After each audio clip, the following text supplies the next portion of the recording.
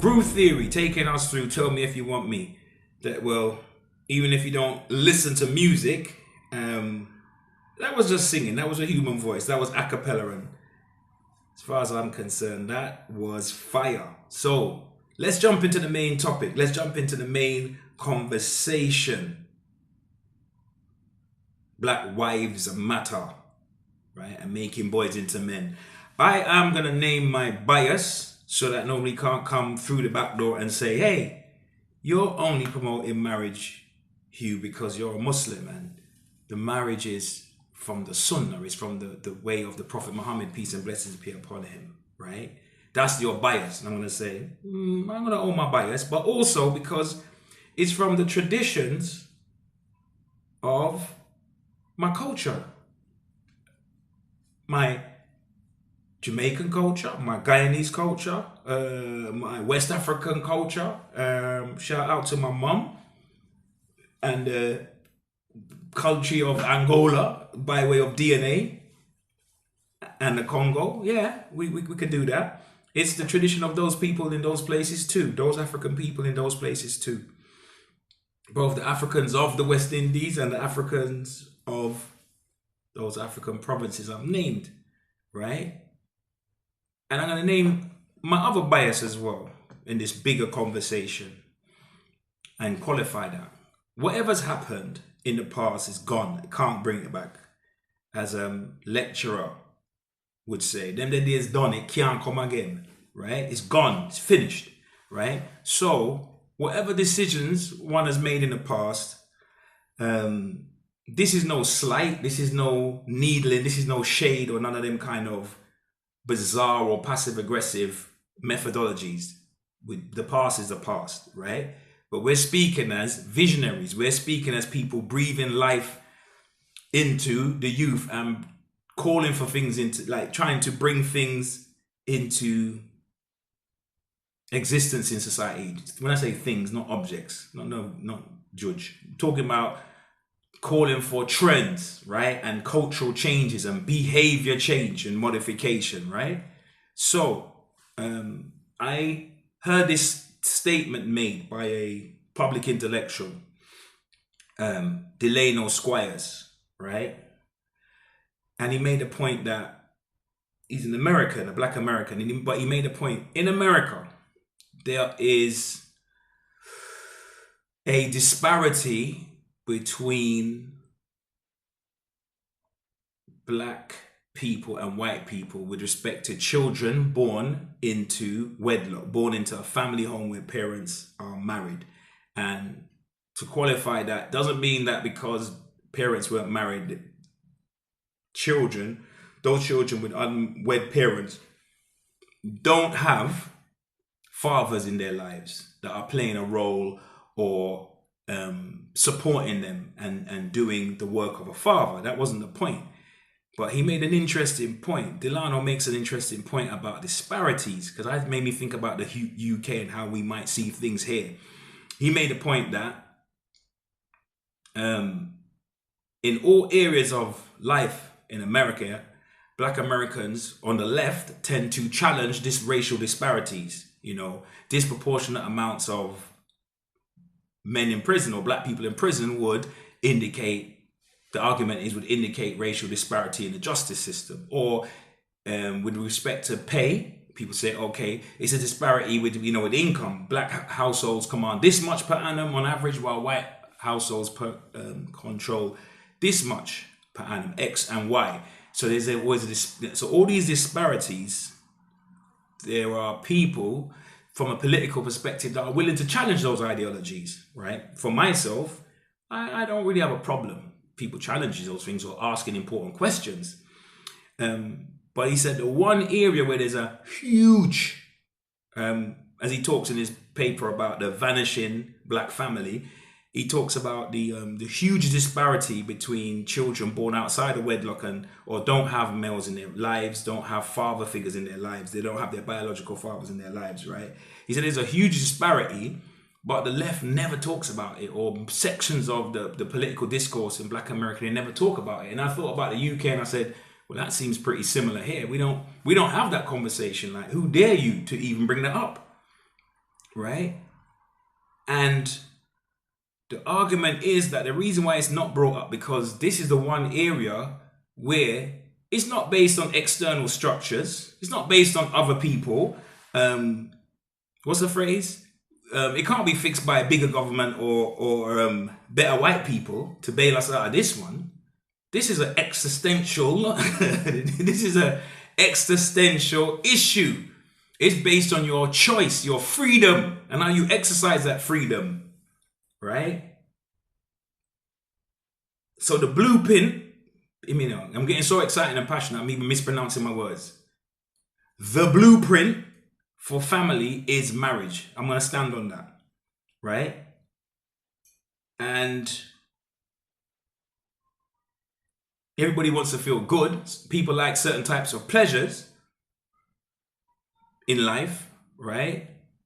Those pleasures are, according to the medics, say, it can help you sleep better and it's good for your psychology and affects your blood pressure in a positive way.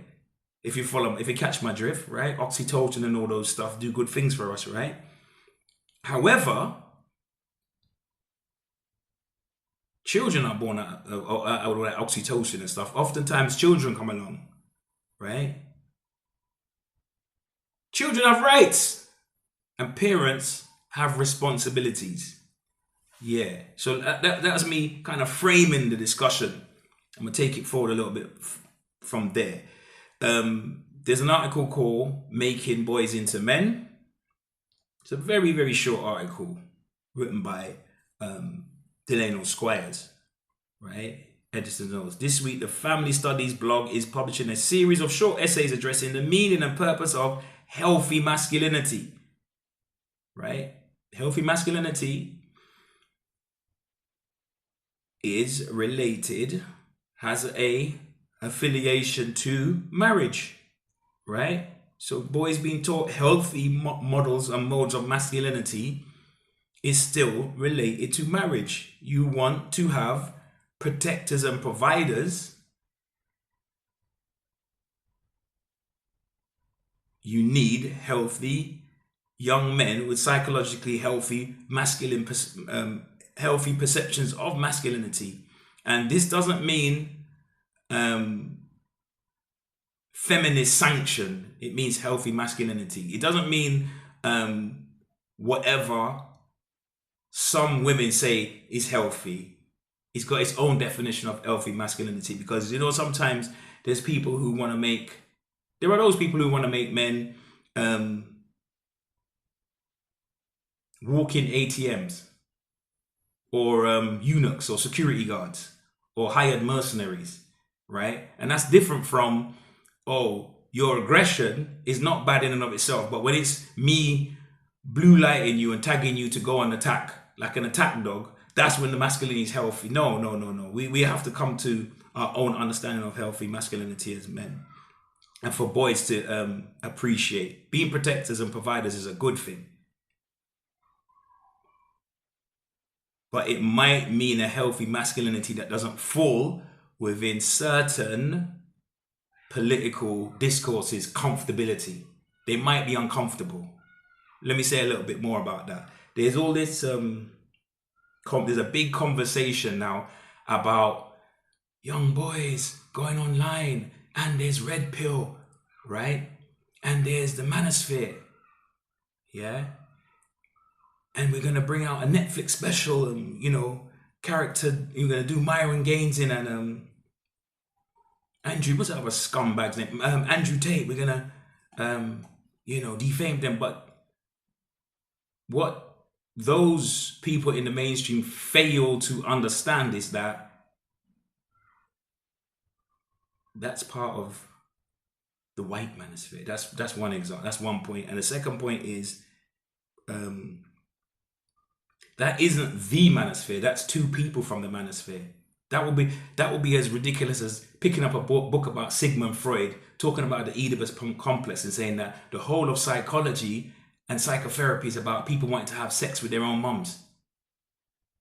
There's so much different ideas, varying ideas, nuanced ideas within the manosphere. There's a difference between what is a manosphere and what is red pill. There's a difference between what is red pill and black male studies. there's a difference between what is black male studies and what is black masculine studies. So you can't just all throw them in one thing. But let's get back to healthy masculinity, right? We asked contributors to consider the following questions as they explore this topic. What is healthy masculinity? Can it exist in our culture today? What threatens it? And what should we be teaching young men about it? And we heard from Aaron M. Wren and Leonard Sachs. Here, Delano Squires reflects on what he is striving to teach his sons about and what it means to be a man. So, talking about agency, yeah? Not just at the service.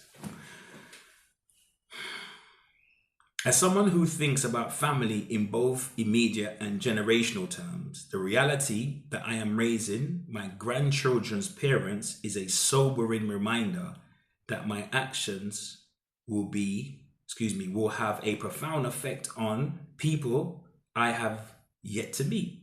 This is why I feel a particular responsibility to model the types of traits and behaviors I want my two sons to embody as they grow from boys to men. You see, there is a need for, they used to call this in the pre-industrial age, ritual process.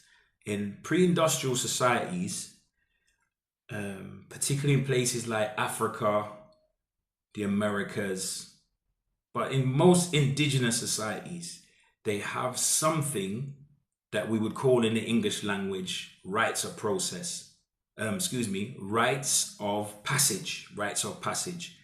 And just as a media depiction, if we can think about, if you've seen Roots and you've seen when Kunta Kinte got to a certain age, and his dad took him out into the woods. I think he was with his dad talking, or was he with his mum talking?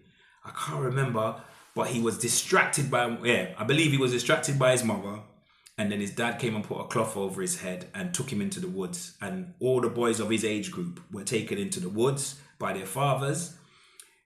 And they were given a series of psychological, physical, and if not spiritual challenges to overcome, to do with pain, to do with wisdom, to do with using your mind, to being physical, and they were given certain lessons and principles about using their power, their masculine power, and then they were brought back to the village and celebrated after that, and they were recognized as men. They were no longer boys. That boy had died, right? And there was a rebirth. There was a man that had been born. And if you check the anthropologists amongst us, right, they'll teach you that those symbolic types of practices existed throughout different societies and different cultures throughout time, that boys were called to manhood, right? They were initiated into manhood and there was a process, right? And a recognition. They didn't stay in this phase of adolescent and when they're buying tickets for a pop concert and buying the latest trends and drip, and they're not really a kid anymore. They got facial hair and they got a deep voice now, but they're still living and eating out your food in your house, and they don't have a kind of vision or responsibility, and they're just this weird age, right?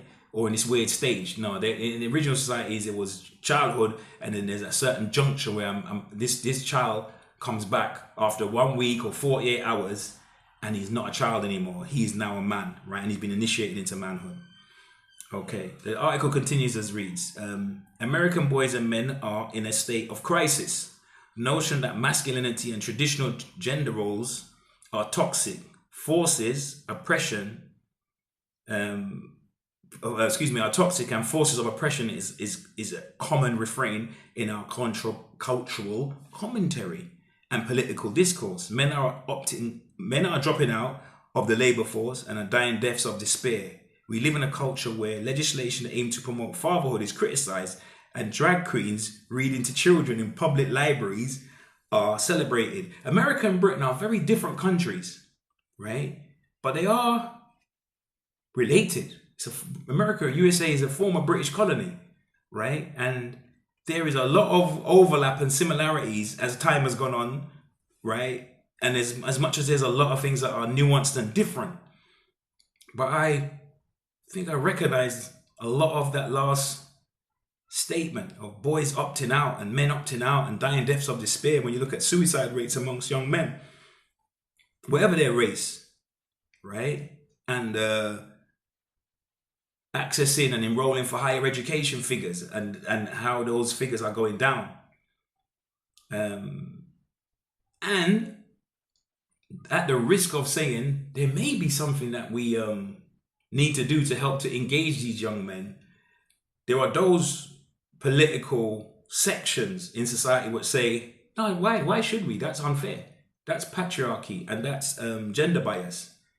And they're happy to see the status quo as many young men and boys drop off the face of the earth, whether literally when they drop out, or just because they just become monks and they're just vegetating in a room somewhere with an Xbox and maybe a drawer of skunkweed and access to a lot of pornography.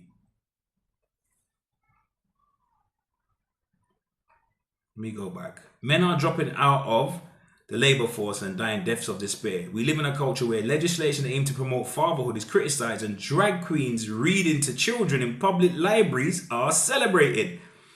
Let's go further. As a black father raising sons, I also know they will enter a world with unique challenges related to masculinity. The fact that homicide is a leading cause of death for young black males, and over 70% of black children are born into unmarried parents, shape the expectations many black boys have for their own lives. So now I'm talking to the young people. I'm not talking to the old people. Oh, no, I'm going to rephrase that. Actually, that sounds so impolite. I'm going to speak to those who are emerging adults, young people who are just, early into their adulthood life, maybe haven't started a family yet, right? Thinking about starting a family.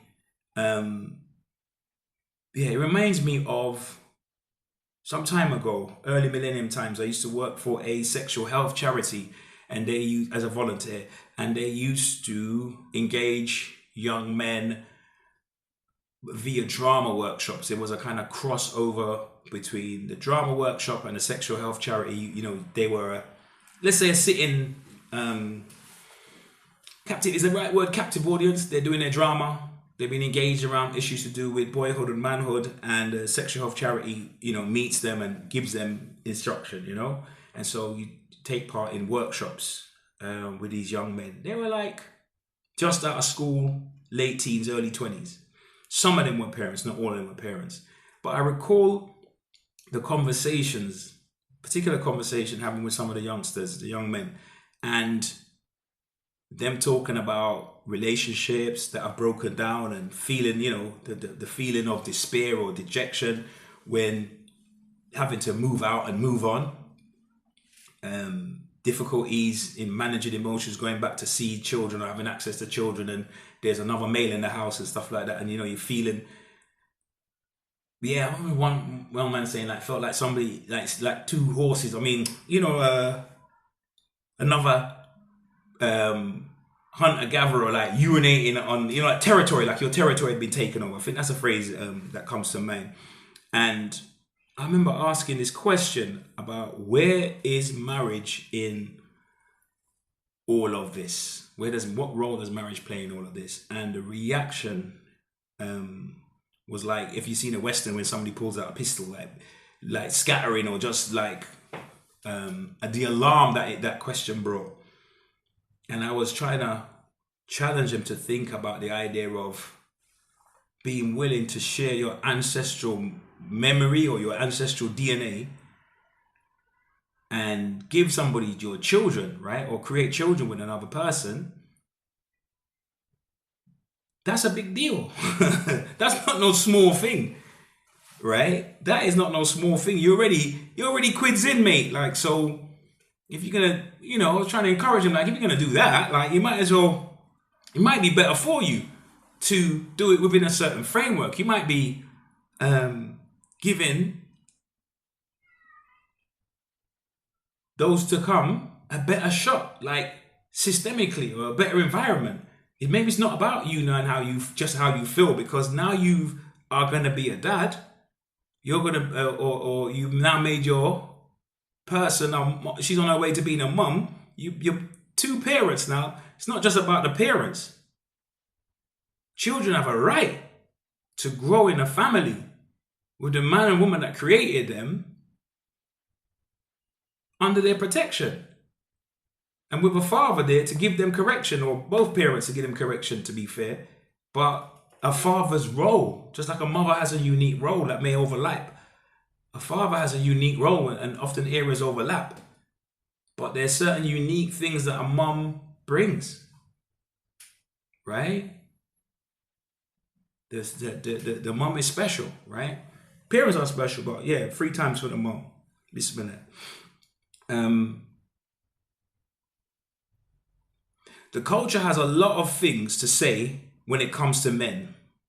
He says, as a Christian man, I turn to my Bible, not social norms, not to guide my thinking or the characteristics of healthy masculinity. So he's going to the scriptures.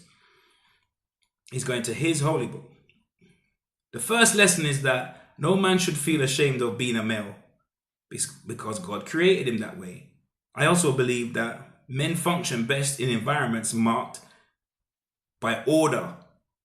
So I will teach my sons that men who want to lead families need to be led by God's word.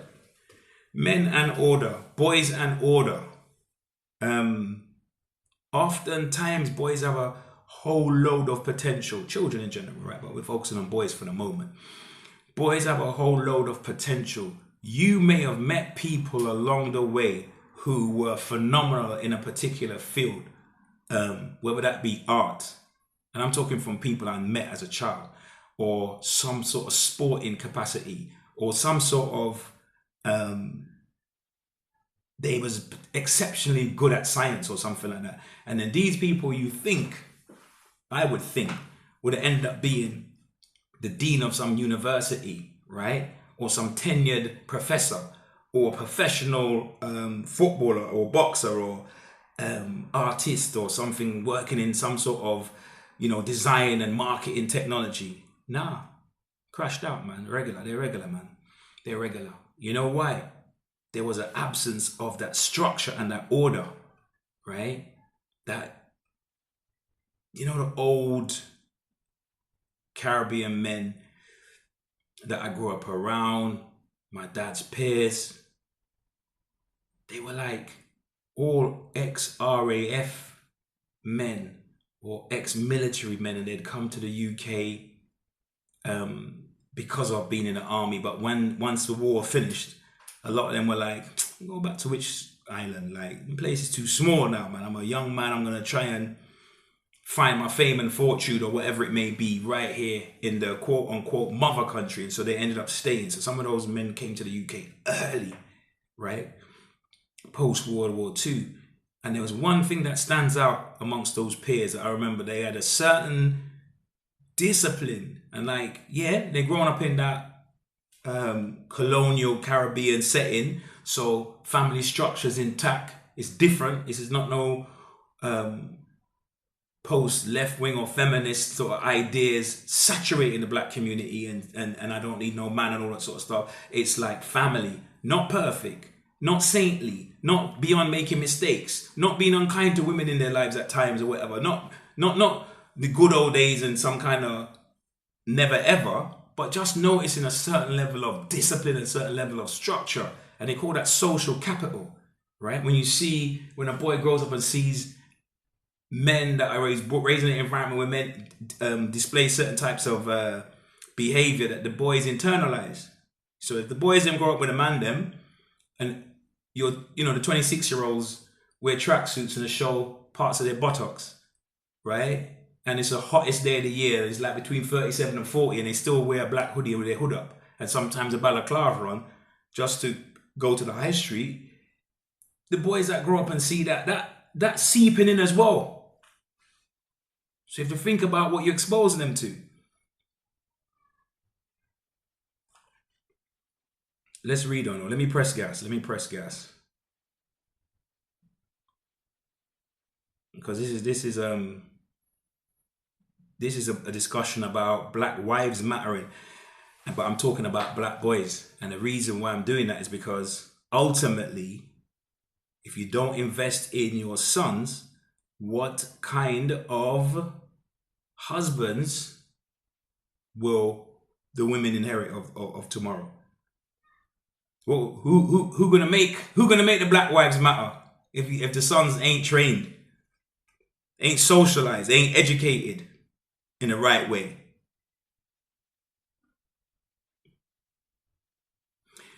Okay. They also need to know that women are neither enemies to be engaged with on the battlefields of the culture wars, nor objects to be demeaned through music and media. Yeah, so when you hear man talking about his favorite porn is gangbang porn, I think this is alluding to. He didn't mention those words; those are my words. But yeah, it's not. It's not the one, is it? When somebody's so comfortable. What kind of culture, what climate have we created where a comedian, a public individual is happy to say that on camera? That's that's just a skin deep moment. Is that what we're doing?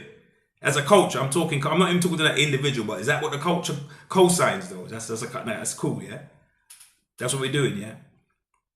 All right. So they also need to know that women are neither enemies to be engaged with on the battlefields of the culture wars, nor objects to be demeaned through music and media. They should see their female counterparts for who they are. Created beings, made in the image of God, who are equal in worth, but distinct in a form and nature. Men and women are meant to complement, not compete with one another. Rejecting these differences is how we came to see chivalry as patronizing and pornography as empowering. Right? What was that woman called again? That was a hero? Bonnie? Can't remember her name. What's the other one with the tattoo in her face? What was her name that did the slut walk? And now she's talking about she wants to settle down. What is her name? I think she dated Kanye West. I'm up on popular culture, but her name just doesn't come to mind at the moment. Right? Part of my job is to ensure my sons don't fall prey to that type of thinking.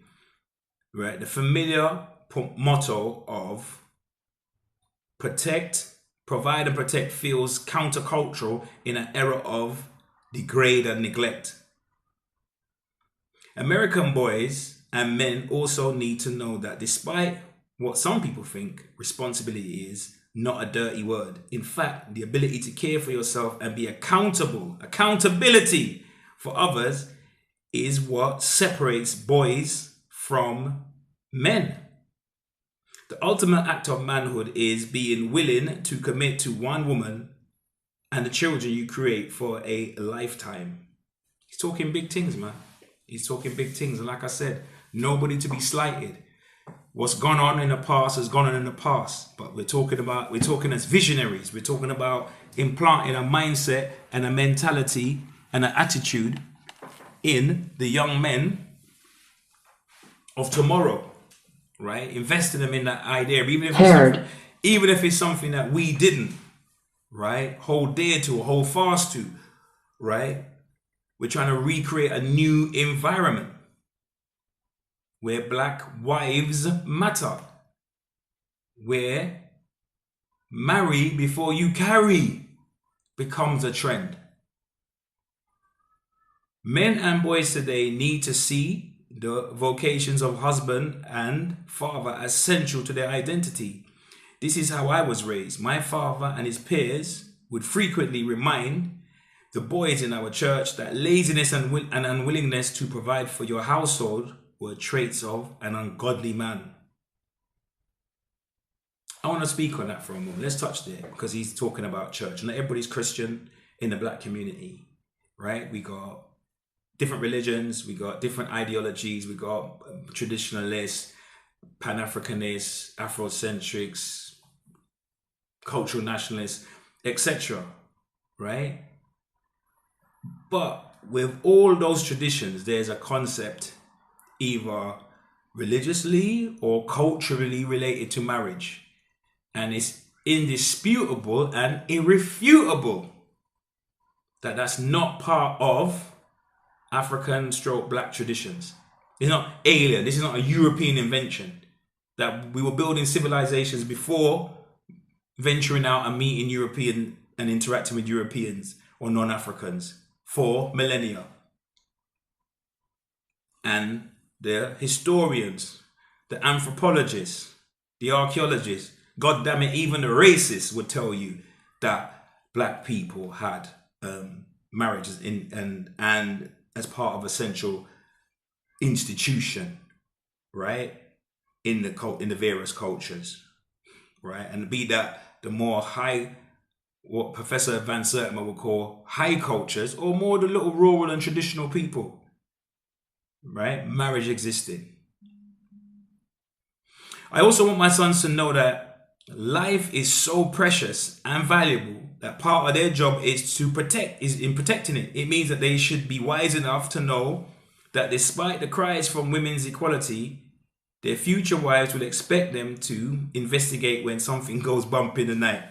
That's an interesting point there. That's an interesting point, because sometimes we do hear that word patriarchy used, and it's used in a way as if to mean male oppression.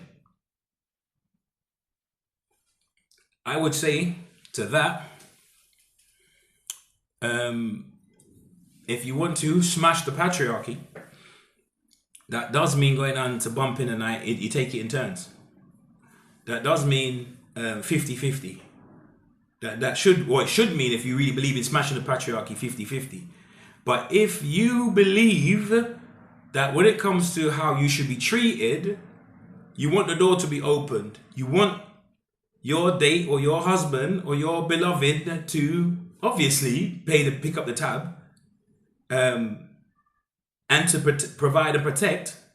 That you're telling me something, that we're on the same page. That you deep down you love the patriarchy. You might not like what the responsibility is, what your responsibility might be within a patriarchal system, but you definitely like the rights that come with the patriarchy. Was it Bob Marley, when the man interviewed Bob Marley and said, Bob, you're a Rasta, but you're enjoying the fruits of Babylon. You know, Babylon on the fruit, Bob said, but you catch the point, you catch my drift. We need to explore. I don't have all the answers, but we need to explore the concept of gender roles. And are we going to do that by picking the worst example to highlight? Do you know what I'm trying to say to you? I want to pick some of the best roles, right?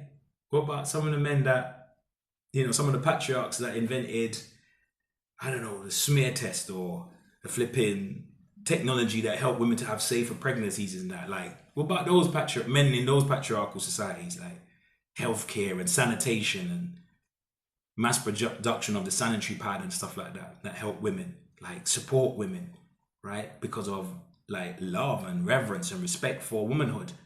Yeah, let's not only do the boogeyman horror story. That's we know that that's indoctrination, right? That's indoctrination. That means there can be problems. There can be bias. There can be oppression, right? There can be room for challenge. Men need to be held accountable. Women need to be held accountable. But that's different from horror film indoctrination of a woman is killed every half an hour. No stats to support that. But it sounds good. I know why people do that. Because they get paid. In certain institutions get paid, right? And they need a continuous enemy. The power of nightmares, right? Oh, the terrorists are coming to get us. So we need a budget for anti-terrorism, right? It's the same game. It's the same game. You create a boogeyman, never-ending wars. You guys, you read 1984, right? We're all equal. Some animals are just more equal than others. But let me bring it back on track. Bringing it back on track. Because we're going to open the phone lines in a short moment. Ultimately, healthy masculinity is found in men who exhibit self-control. We've gone back to the same point from the start of the show. Yeah? LV. General. Right?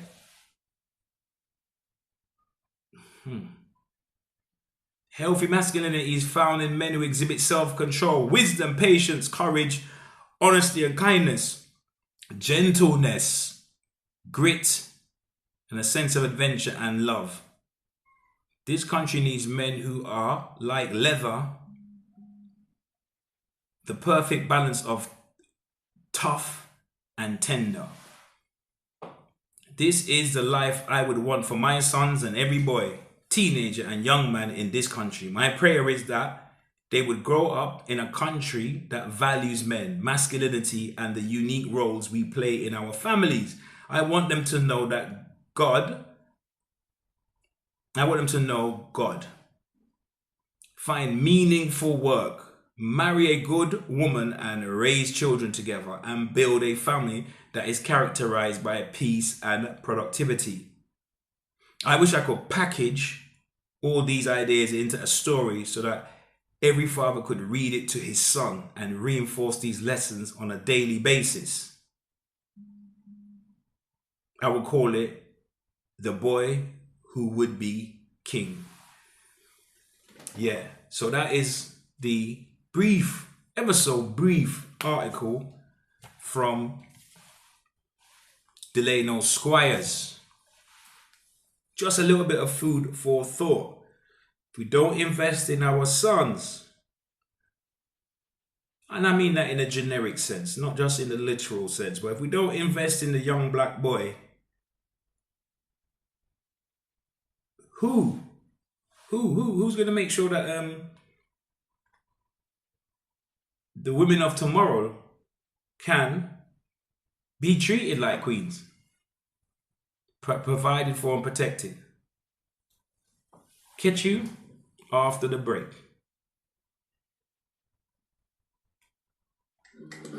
Be and it is. Before there was anything, there was nothingness. A state in which physical things could exist. Atoms of matter attract like magnets and vibrate at speeds of cosmic gases, slowed down as if by magic to form planets, housing minerals, alkalis and acids, divine designs, never planned in panic. Kun fire kun. Be and it is. Before there was anything, there was nothingness. A state in which physical things could exist. Atoms of matter attract like magnets and vibrate at speeds of cosmic gases, slowed down as if by magic to form planets, housing minerals, alkalis and acids, divine designs, never planned in panic. Pacific, Atlantic, Oceanic, abundant seas, shifted land masses, fertile plains to terrains that are jagged, sulfur springs fed by active volcanics. Behold, the earth man inhabits, a world of good things for a man to manage, raised up out of the ashes in the Garden of Eden between where Ethiopia and Iraq is. That land is where the foundation, civilization and origination of man is. Who could have planned it better from first to last letter, only the alpha and omega. Now look at how we live in. Something's missing, trying our best to reconnect with lost traditions. Lack of vision, lost our position. Man a talk, but how many man really listen to the vibration and the rhythm of the all true and living that dwells within them? In the valley of decision is bare schism. Understand that the application of knowledge is wisdom, and be wise by the millions. On a grand scale, make moves on knowledge, not superstition. Real and unreal, fact and fiction. If you claim to know the truth, then don't mix them. False prophet prediction, why listen? None knows the time of the final cataclysm. I know what I'ma do for ease the pressure. I'ma love life, learn to love all of you and live better. Come on. Now check the time and relative dimensions in space, and all eyes embrace the contours of my face. And observe the unknown stone, skin and bone, physical abode that my soul calls home. Leap into action with a passion. Shake off yesterday's dirt and make tomorrow happen right now. Yeah. Demons I and I fight down, pipe down. Listen, I need quiet now. Because if given free reign, it's our minds they run. We're born intelligent and raised to be dumb. So each one, teach one, and make us free from the sins of jinns cast from the Garden of Eden. Till kingdom come, they've gone with our kingdoms. Civilizations built on black wisdom. Black Muslim, black Jew, black Christian. Man and melanin transcend religion. Scattered descendants of black Egyptians, the light of knowledge shine from a black existence. Black renaissance to black resistance, go further in distance to make a difference.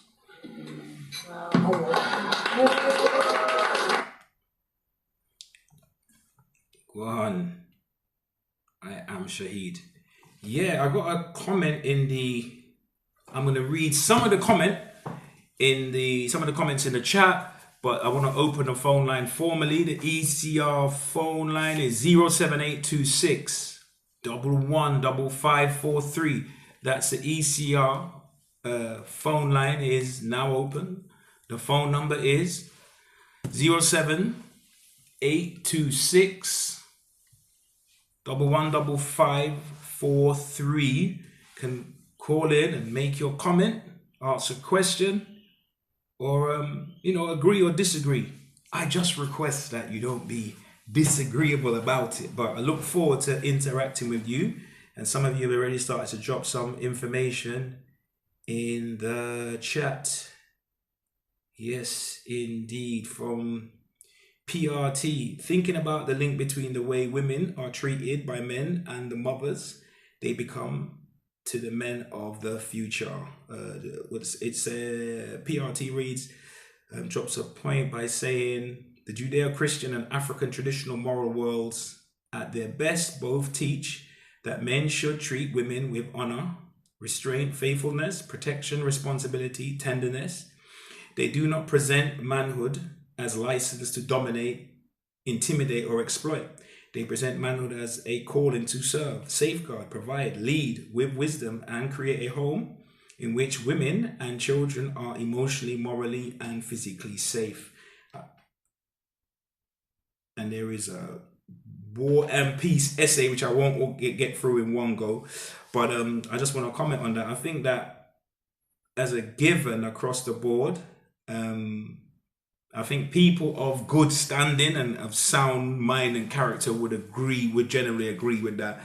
Even if they had critiques, I don't think there will be criticisms, and a critique is definitely something different. But the leadership is different from a license to oppress, and that's kind of like evident, right? But a point well made. But also with protection comes responsibility. It means being under that leadership as well. So yeah, I think we have some concordance. I think we have some concordance. I like that text. I absolutely like that text. But I want us to have a conversation. I'm gonna give out the live link number again, 07826 115543. Means being under that leadership as well. So that was a little bit of a feedback there. I think I pressed the wrong button. Little technicals there. But yeah, we back on track. So let me know your thoughts. Would you agree that it's okay to have racial disparities in many other areas like housing and education and annual income and the courtroom and sentencing, and that when there are disparities between black and white, that we are incensed as black people about this? But for some reason, when we discover that black children are born out of marital homes, out of wedlock, at disproportionate rates, and I'm not talking the moral now, I'm talking like on assault from the level of the social scientists, right? Or the social sciences, should I say, right? That children that are born in married homes, there's like a correlation between educational attainment, between staying far away from antisocial behavior, in terms of professional accomplishment or higher education or income or inheritance and wealth gap and things of this nature. So that, in long story short, if we want to put the moral argument to the side for a moment, just to pause that for a moment, it's not that it's irrelevant, but just to pause that to the side, do we think we're giving the youngsters of tomorrow a better shot And would it be on a community level, regardless of our own history, let's partition that, right? But what we would want for our children and grandchildren, would it be better to carry before you marry, right? What's the song? Put a ring on it. Like, would that be better on as a behavior that was integrated into the black community? If it meant taking boys out of the classroom or away from their peers, away from their parents, and giving them instruction and initiation into manhood, could that be a benefit for tomorrow if we was to do that with the black sons, so that they then could prove to us when we're in our rocking chairs, right, that black wives matter. You see the maths? You see where we started somewhere, like Ansel and Gretel, left a little bit of breadcrumbs along the way, but what we're trying to lead to, you're trying to give the next generation a better shot, a better chance, irrespective of some of the errors that we might have personally made. Live link number 07826 115543. What say you? Or leave a comment in the chat. ECR, we got a new chat. We're up to speed, we're high, we're advanced. This ain't no little small time. This is big things. Let me read some more in the chat.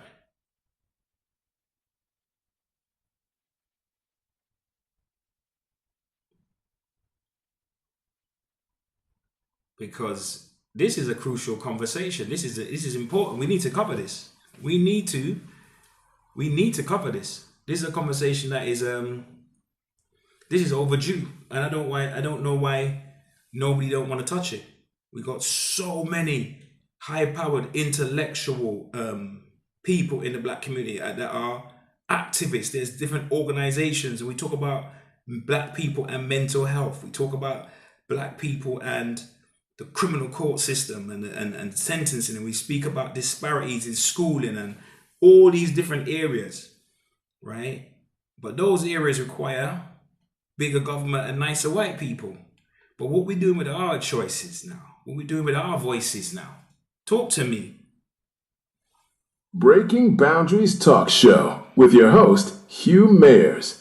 Sometimes controversial, often provocative, but always informative. You can call in to ask a question or share your opinion on 0782 611 5543.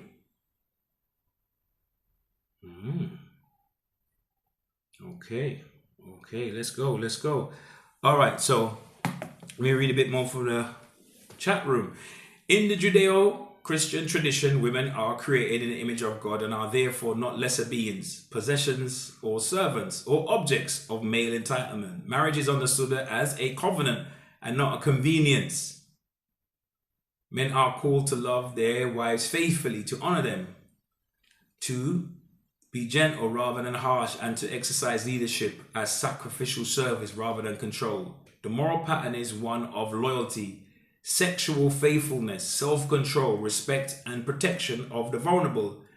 A man who humiliates, frightens, abandons, abuses, or devalues a woman fails that standard, because love is measured not by authority claimed, but by responsibility carried out. Woo woo! In African traditional teachings, while customs vary widely across the continent, there is a strong shared emphasis on Ubuntu, family honor, respect for elders, communal responsibility, and sacred importance of home, motherhood, and lineage. A man's conduct towards a woman reflects not only himself, but on his family, his ancestors, his children, and his community. Women are often understood as central to the life continuity and the moral health of the family. A good man is expected to show discipline. A good man is expected to show discipline.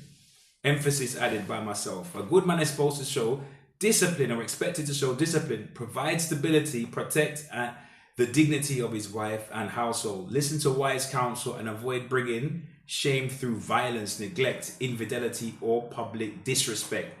Both traditions are therefore place a serious moral duty on men to treat women in ways that make their family life safer, kinder, and more stable. That does not mean pretending all historical practices were perfect. Some cultural and religious settings have been misused to justify male dominance or silence women. But the strongest and most life-giving reading of these traditions is clear. Women should be cherished, respected, and protected from harm, controlled, diminished, or feared into submission. Black wives matter. Making boys into men, invested into men. You heard the text. You heard that feedback. That's a powerful point that's made there. So get at me. Drop me a note in the ECR, WhatsApp, or on the ECR chat for the comments that you've heard thus far. Whether you agree or disagree, that's fine. Or for the more animated amongst the family, feel free to give me a call on 07826 115543. Or I'm gonna press some more gas. Okay. So there's also a point to be made, or just to reiterate a particular point, right? And that is that there are many challenges that we may face in the Black community. Say, for example, within the UK. This article that I read is from America. Right, Black American. The brother, I don't think he's ever lived in the UK. He wasn't addressing a UK audience per se or international audience, but I believe that there are some truths that he has spoken that are relevant, and therefore that's why I applied that article to this conversation. One of the biggest challenges that we do face within the UK Black community, and for whatever that may mean at this moment in time, because there is an argument against flat blackness on a cultural level, right? Like when you say black, it's just too generic hue. So are you talking about Black people from the continent of Africa or whoever recently arrived in the UK via that route? Or are you talking about Black people from the Americas, North, Central, or South America? Or are you talking about the Black people of the English-speaking Caribbean? Or even those Latin language-speaking Black people, Afro Latinos, right? Who are you speaking about? I'll say for this conversation, I'm primarily, or the first group I'm going to identify is African Caribbean, but I'm a Pan-Africanist, so I say it's relevant to all of the global African family who find truth in this conversation. If you don't identify as Black or you're not Pan-Africanist, then fine, do your thing in it. It's a invitation and not a demand. So we're good. There's no problem if it's not your thing. But the point I'm making is that there's many challenges that the community face, and some are by way of external forces, right? And that we need to have people petitioning, writing policy or trying to influence policy that is issued by government, people in local government, people in central government, or people petitioning those organizations at the council level, whether it's in the educational fields, in the fields of health. Just thinking of something as simple as, I'm saying simple but so important, where there was research done and it was found that expectant Black mothers were given, and it seemed like systematically across the board, less attention and a care around pain relief, because some sort of racial bias was taking place in the staff, which deemed or saw that Black women could handle more pain, right? Something around the time of when COVID was in full flight, the early part of the decade. Some research was emerging around that time. And it was through people making that study that they were able to now challenge healthcare practices, influence training, right? And that could bring around better access to a fair or to black people, black women, expecting mothers could receive good service and healthcare, right? So we need people in institutions, and we need people in, you know, educational fields and in research fields, and like I said, to influence policy, right? We face things from an external aspect that are unfair, but also my contention is that we do much injustice to ourselves, and that there needs to be a change in our thinking. And when we change our thinking, then changing our behavior, cultural practices, right? And thus the argument for invested in black boys, right?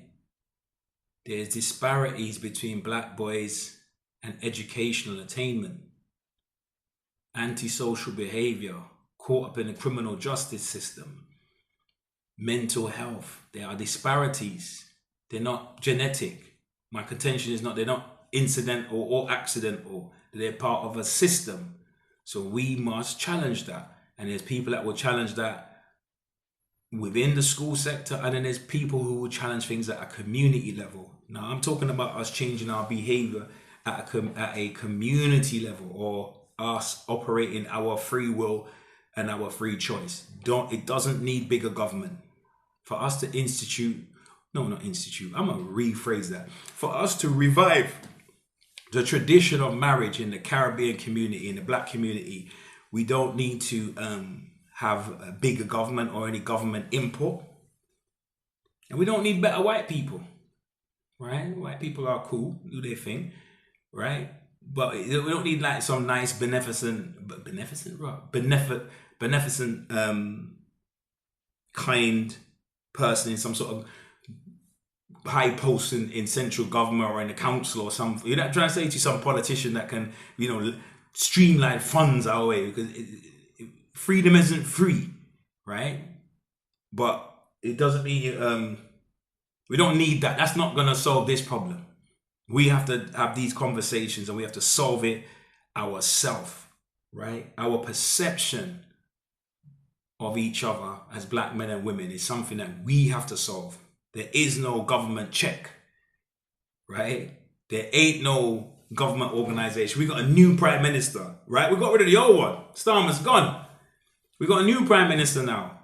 But I dare say, he can't help with this either. Even with the best will in the world, he can't help. So let's do it. Let us do it. Okay, the chat is lighting up. The chat is lighting up. ECR chat is lighting up. But yeah, so let me know what you think. Let me know if you agree, if you disagree. I don't mind if you disagree. It's cool. It's a free country. We like, it's good to have a diversity of opinions. But can we just not be disagreeable about it? That's the only request I make.